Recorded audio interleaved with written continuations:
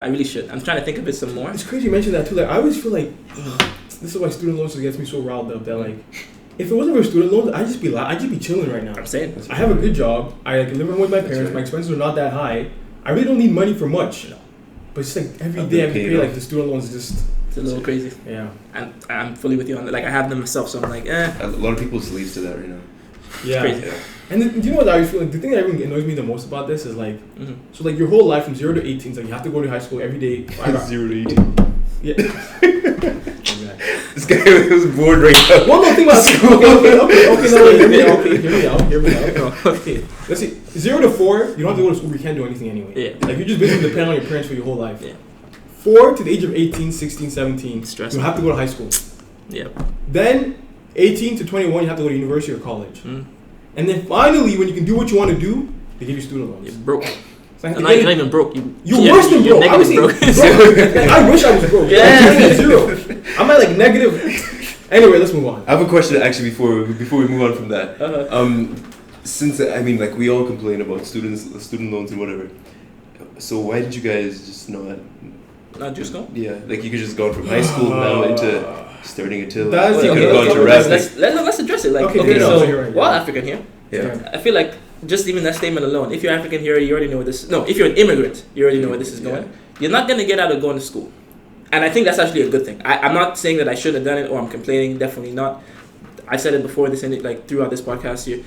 The value in education, you should have a value for education, I think. Again, sorry, I just have to keep on cutting you off because people always use this argument against me, and like again, I'm in university myself. I'm gonna be graduating with 2 degrees, so like whatever. Yes. But I always make this thing that like don't confuse education with schooling, because whenever I tell people that the education system is broken, they're like, yeah, but education is important. I'm like, education is very important. Guess what? Khan Academy, YouTube. EduX. Okay, no, you can self-teach yourself. Let's be candid then. So it's not education, it's the credentials. It's called schooling, which is important too, but there's a difference. Like my point is, you can be very well educated without going to school. True, but then and it makes things tougher for you because the way the system is set up, I hate using that phrase, but the way the system is set up, it's like without those credentials, there's some places that are going to be tough for you to get to, and that's just the way the game is played. And I'm like, if that's the case, what did J. Cole say? Play the game to change the game. I don't know why he said that. He didn't change it. And, no shade. Low-key he didn't though. Like he just made do it. Like that's actually true. Okay, J. Cole's dope. Just do it. Okay, fine. Like I don't want to throw shit on J. Cole because I feel like I'm gonna interview on the show. So I want to J. Cole, we love you. Like me too. Don't get me wrong. Go back to the immigrants. Like okay, sorry. The schooling. I'm not trying to. It's like no, but like dude, you basically answered the question. I don't want to spend too much on this because like I've talked about this a lot. And fair. You're right. No, like he's right. Like. Even like honestly, the thing is to like whenever I have this this is why I like honestly this is why I kind of roll my eyes because I've had this conversation so many times. Yeah. And I just repeat myself, but even my friends who are in school, I have friends who are going to go to do medical school. I have my friends who are in law school. I have my friends who are straight A students. We all get it that this is a game. Yeah. That realistically, how much useful stuff do we actually learn in school? Not much. Is debatable. But this is the way the game is played. But want to get a job, they ask for it. But guys, you guys are arguing you don't want a job. You start your own business. You want to be a musician. It's like this is my so this is why is it? No, why did you guys go balls to the wall after high school? To be honest, 2 reasons. One, I didn't even know for sure. Like music I wasn't like this in high school for me. Like I didn't. At least the hunger I have now for it, wasn't quite the same for one. Yeah. Number 2, like especially when your stuff is up in the air, you want to put yourself in the best position just going forward. And like I feel like school is not a bad place. It's not the best place, but it's not a bad place. No, I agree with him. And then the kind of reason why earlier on I was kind of pressing you on the whole like why do you want to go to law school? Just focus on music. It's like I'm not giving you a hard time. I'm giving like myself a hard time, which is like no, I get you. I say I want to be an entrepreneur, but like why am I working a 9 to 5? And my employer's probably watching this. I really do like my job, so don't fire me. But it's a very valid point, right? Like if you only want to start your own company one day, because I have a friend Evan Farrell, shout out Aaron, like he dropped out of school. Yeah. He didn't go do. It's not a secret. I guess he's okay with me saying that, but he left school. He didn't get a full-time job because he knew he wanted to start this company. And we have this debate over and over again. I'm like, and it's like. I can't really give him advice. Honestly, I get where he's coming from, which is like, dude, if you say you want to do this thing and you're not giving it 100%, you're almost like a liar. That's almost like a fraud. Do you know what? Who was it? That actually called me from the barbershop. He was telling me, what was his exact phrase? He was like, if you say you want to go to the NBA, but you only play the rec on the weekends, you're part-time baller. You can't be doing that. You're never gonna make it. And I was like, I fully understand. And I ask myself that all the time. I'm like, man, I want to tell the degree, but am I really putting in the work? That's true. But do you guys feel you have to put yourself in a very disadvantaged position. Because think about a lot of people who are successful. They came from absolutely like negative. I don't not think even nothing negative. Yeah, like they're almost homeless. Mm-hmm. Like why I don't like think their so? backs were against the wall. Why I don't think so is usually, especially now, watching the sports media this year. Like I feel like I always knew this, but it made it exceedingly clear to me that this world is just, as far as people reporting stories, the truth is bent all the time to fulfill a narrative that is more palatable to viewers. That's really what it is. People don't tell you the truth the way the truth happens in real time. Yeah. And I say that to say, okay, I'll say it in two ways. The first is that whole narrative with Toronto fans being the best fans in the league and everything else. I think there's a lot of truth to Toronto fans in that sense. I'm from here, whatever. But you saw how it flipped as soon as that KD thing happened. That's just, and that's not necessarily the way it was reported. I was like, that's bending it a little bit. People were cheering the fast break. If you want to say what happened, people cheered the fast break. They saw he was out. They didn't know the extent of the injury. And then as soon as they realized it was a serious thing, they started cheering his name. Yeah. You don't get that full narrative. It was just he went down. They cheered for his injury. And Toronto fans are negative. And that's why I was a bit surprised you said Max Kellerman, because I watch Max. I like Max. But these, honestly, after a while, I still watch First Take once in a while. I watch Skip and Shan just when I want to just take my brain off, relax. Yeah. But at the end of the day, these people, it's like they're just trying to create content. That's it. Yeah. Skip Bailey's he not tell the truth. He just want I don't know if you've ever noticed, they always Max and Stephen A almost never agree on anything. Nope.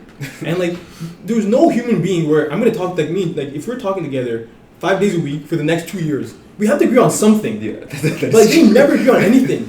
So it's all an act, and it's hard to take them seriously. No, but because I know that, I watch it as that. Yeah. That's true. When you expect that, I think you're very comfortable. Because even when I see that, I feel like I can even gauge the truth for myself. Yeah. I'm if they're saying this, it probably means that it happened this way. You know what I mean? Yeah. So I'm I try to look at it like that. But that still didn't answer my question. Do you feel like your back has to be against the wall? No. Let me use. I'm wording it wrong. Do you have to have more pressure on yourself? No. Because right now, think about it. You get paid. I know. Okay, so you get paid. You're kind of comfortable. You have an insurance policy. I don't think in terms of your education. You're right. So you asked a very interesting. Because it's something I think about a lot. And I'll let you go afterwards. So a couple of things. First thing is, if you look at a lot of deeply very very successful people, yes, you know that they have deep insecurities. Yeah. And the reason for this, and I thought about this a lot. I'm if you're comfortable and you work very hard, you ask why am I doing this? I ask myself a lot. I'm why am I working so hard on this company? I have loving parents. I have a middle class. I'm very comfortable lifestyle. Yeah. Why am I making myself go through this pain? Yeah. But typically, people come from a broken home. They have maybe they grew up very poor. They're working hard because of that pain in their heart. If you don't have that pain, you lose a bit of that drive. That's very true. On the other hand, too, you can also get motivated in the other way, which is I'm not necessarily motivated to escape my past, because my past is very comfortable. Of course. Yeah. But I'm also motivated by my future. Yeah. You have this vision in your head, you just want that thing to happen. It's either you're running from something or you're running towards something. And I don't think you have to be running from that poverty or whatever else it is. That's right. To get that joy or whatever you're looking for. Yeah. So not to cut you off. No, that's very well said. What I was gonna say. What do you guys think of school as an insurance policy? Because I feel a lot of times I think of that. I think even then it's in a sense. But at the same time, I don't think of it that way because I really want to accomplish my goal. So I don't want to fall back on. I'm just gonna work a 9 to 5 for the rest of my life. You know what I'm saying? That's why I wanted to do what I wanted to do in undergrad. Well, it doesn't. If you want to do grad school, it doesn't really matter what you do. Fundamentally, but I wanted to do something I liked. Yeah.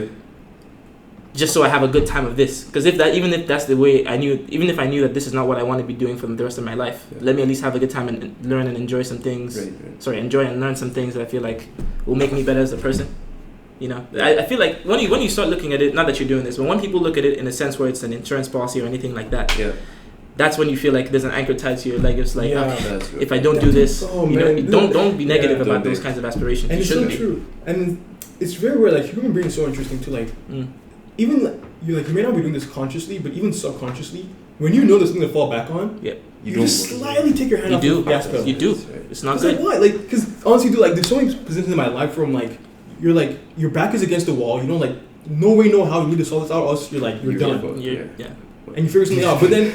But in the back of your mind, if you know you have a job to fall back on, or you know you have a degree to fall back on, or you know you have a whatever, you relax. There's just and the thing is, you're not even doing it consciously. It's subconsciously. That's the human condition. Think about when you're doing a bench press, right? When you have no spot, when you have no spot, you're not gonna put all your heaviest weight, and you're just gonna do it, right? But when you have a spot, you're gonna put it on as I have an insurance policy. So just that's how it goes. So you're not gonna I can't. That's I don't the really. Thing. That's the way I think about it. I don't. I guess I do lift weights a bunch, but for me, the one that's the perfect analogy is running. Yeah. in the sense that if I'm running a long distance, I'm running quickly, or even if I haven't done it for a time and I come back. Yeah. I'm not running, especially if you're on a treadmill. You're not running to anything. You're not, and I could stop at any time. No one's pushing me to do this thing. Yeah. But then I need to, if I want to do 10 minutes at this speed, that's me. That's me that wants to go and do this. I'm not doing this because of X, Y, Z. This is the goal that I want to accomplish, and I'm trying to see music or like whatever my aspiration is the same way. Yeah. If this is the thing I want to do, let me go out and do it. Yeah. Not because I think if I don't do this, I won't eat, or if all those things I think distract you from the goal. Yeah. In fact, who was it that was saying this? Like I follow a bunch of all these SoundCloud producers and everyone that I was fans of at the beginning. A lot of them are saying, they say sometimes conflicting things, but they say interesting things about like music and work and all these kinds of all these conversations. Yeah. I think last week one of them said, when it comes to creative things, don't do it in a sense, at least at the early days, don't do it in a sense where you feel like this is where your money has to come from. Because then you will very, very quickly lose the joy that really got you into the thing at first. Mm-hmm. And as soon as I read it, I was like, I was slowly falling into that mentality. Was like, okay, I'm out of school. This is the thing. And thankfully, I've already written my EP, so like I didn't have to look back at the stuff I created and be like, did I write it in the right vein? But it was more like I need to be very, very careful. I don't fall into a mentality where I'm like, these songs hits. Like J. Cole was talking about the same thing with Born Sinner. He was like, is this a hit kick snare or a kick drum? Is this a hit snare? Is this a hit whatever? Mm-hmm. Don't be doing things of passion that way. Yeah, and building on that point. Yeah, building on that point too. It's like also when you have that mentality too, you also make a lot of short-term decisions. You do. Because I always tell people like I'm trying to run Atila like a lifetime business. Mm-hmm. So I'm gonna be 65 years old, literally still doing this, still running this business. Yeah. And it's like if I know that's the case, I'm still probably gonna be working with Jacob. When I'm 65, whatever. Maybe we're still hanging out, we're still like talking. Remember when we did that tour in 2019? Yeah. And if that's the case, you need to know that if I want to maintain these relationships and keep this business around for that long, there's certain things I'm gonna have to make sure I do that doesn't mess up the short term in order for me to do well in the long term. Facts. Let's go. Check. She ain't gotta tell me what to do with it. I